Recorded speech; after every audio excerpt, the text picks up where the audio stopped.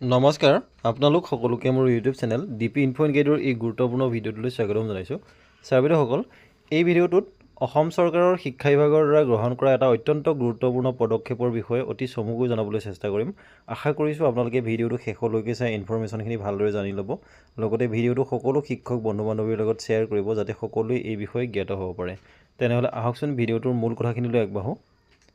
Sir বাইদেউসকল, স্ক্ৰীনত আপোনালোকে দেখিছে যে অসম চৰকাৰৰ বিদ্যালয় শিক্ষা বিভাগৰ এক গুৰুত্বপূৰ্ণ পদক্ষেপ।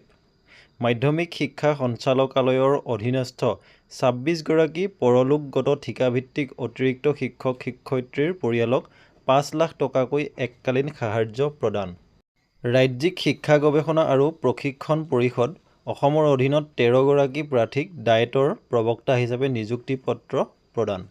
বিভাগীয় পুস্তিকা প্ৰকাশ অনুষ্ঠান অৰ্থাৎ আজি গুৱাহাটীস্থিত মাধ্যমিক শিক্ষা সঞ্চালকালয়ৰ সভাকক্ষত আজি অৰ্থাৎ 4 জানুৱাৰী 2025 তাৰিখে দিনৰ 11 বজাত মাধ্যমিক শিক্ষা সঞ্চালকালয়ৰ অধীনত কৰ্মৰত অতিৰিক্ত ঠিকাভিত্তিক প্ৰায় 26গৰাকী পৰলোকগত শিক্ষকৰ নিকট আত্মীয়লৈ 5 লাখ টকাকৈ এককালীন সাহায্য প্ৰদান কৰা হৈছে।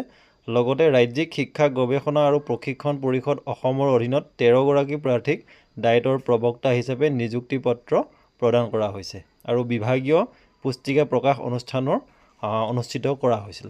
আৰু ইয়াত মুখ্য অতিথি হিচাপে অসমৰ মাননীয় শিক্ষামন্ত্ৰী ডাক্তৰ ৰণোজ পেগু উপস্থিত আছিল। গতিকে এই গুৰুত্বপূৰ্ণ খবৰটো আপোনালোকৰ লগত শ্বেয়াৰ কৰিলোঁ। ধন্যবাদ।